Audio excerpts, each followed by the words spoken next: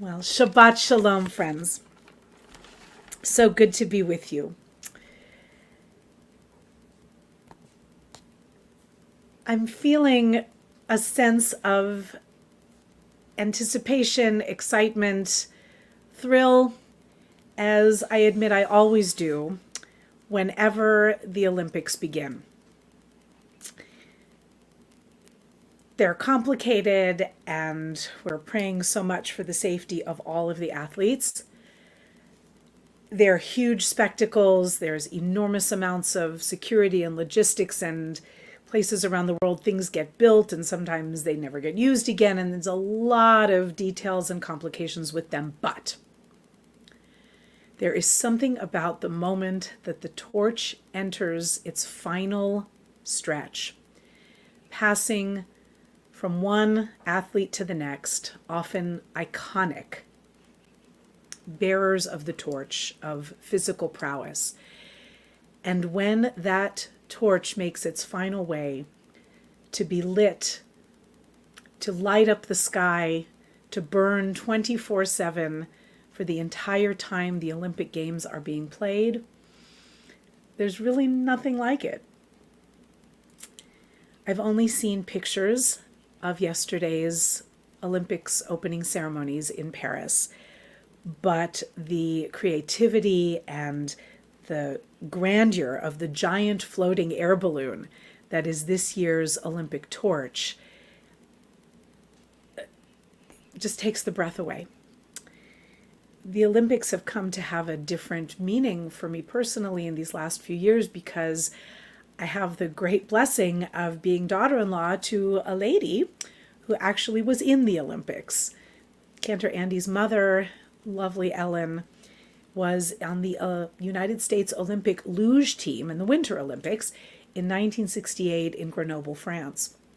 So as the Olympics kick off in Paris, it's quite a thing to watch an opening ceremonies with an actual Olympian.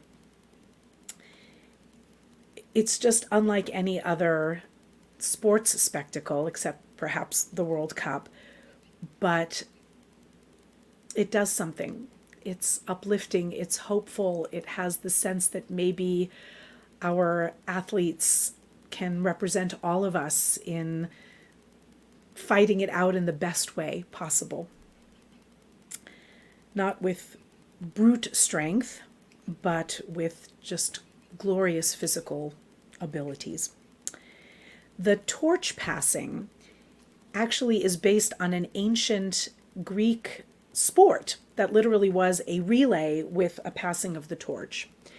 But the modern torch run just dates either, depending on who you ask, there's a lot of dispute, either to the late 1800s or the early 1900s, somewhere around 1920. It's been a sort of developing custom. It really is a custom, but it is definitely one of the modern era.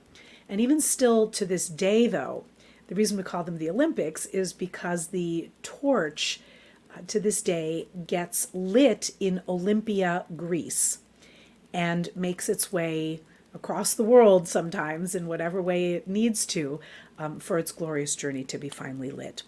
So on this first day of the Olympics, with the torch ablaze, it seems just so fitting to think about the metaphor and sometimes the literal ritual of passing the torch. In this week's Parashat, Moses passes the torch. He knows that his time is coming to an end on earth, and he speaks to God, saying, "May the Holy One, God of the spirits of all flesh, appoint a man over the assembly who shall go out before them and come in before them, who shall take them out and bring them in, and let the assembly of the Holy One not be like sheep that have no shepherd." It's an extraordinary name for God, isn't it? God of the spirits of all flesh.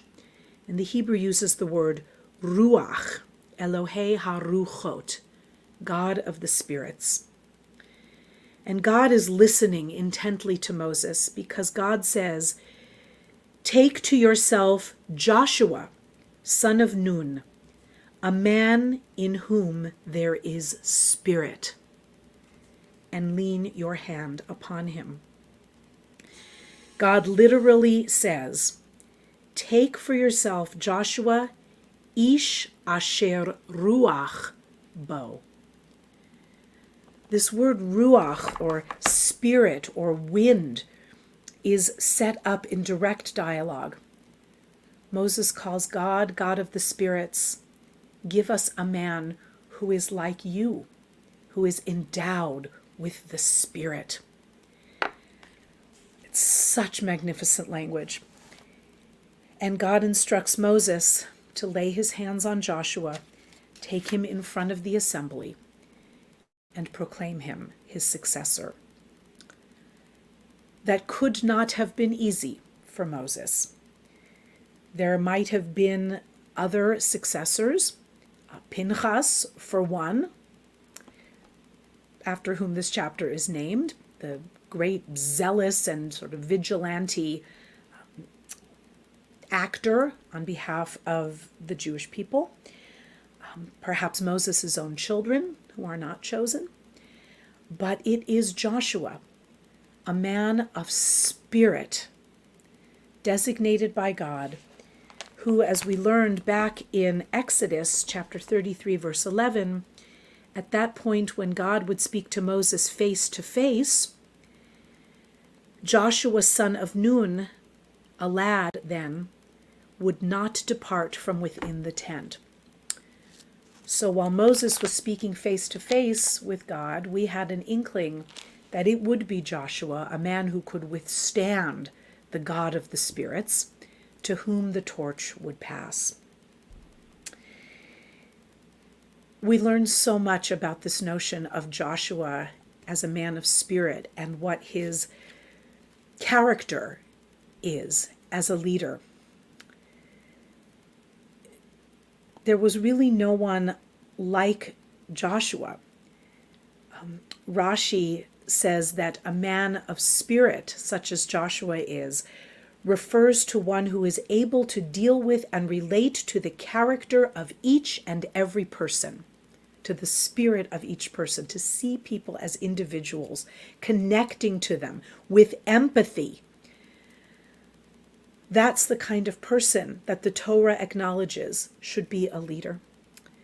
Rabbi Nachman of Breslov wrote that the concept of ruach is similar to a wind that can extinguish or ignite a candle. Good leaders should extend their spirit to people, blowing away the ash, the depression and sadness that can prevent each of us from being inflamed with love and passion for one another and for our tradition. But that the right kind of leader ignites a spark, the right kind of flame, which can burn so destructively or so glowingly. That's the sort of leader that is a person of spirit. A good leader influences and uplifts and inspires people, allowing each of them to burn like a candle for the divine. It is a thing to imagine the world without us.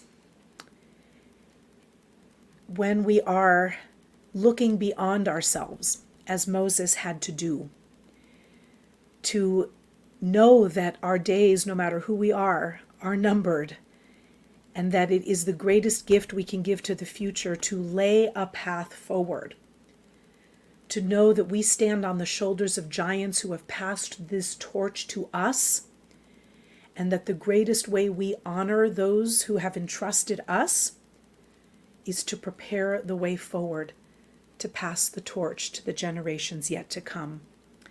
And wherever we are on the great, grand scheme of leaders, we are each leaders because we each pass the torch to the next generation in one way or another. So on this opening day of the Olympics, thinking about the kind of spiritual fortitude it takes to embrace the fact that each day we are gifted with another day, but a little older and perhaps a little bit wiser. Let us each commit to doing the proper work of igniting the spirit of those who will come after us, searching for leaders who can do the same, and being of such gratitude that our tradition lays out a chain of beautiful succession that has at its core the value of inspiration and uplift of the spirit. Are we not so fortunate to have these as the values that our tradition holds most high? May these Olympics be safe, may the torch burn bright, and may all of the best athletes bring home the medals that they richly deserve. But our metal is found most closely and most assuredly and most reliably in the pages of this magnificent book. I love what it teaches us. Shabbat Shalom, friends. May we each be people of spirit.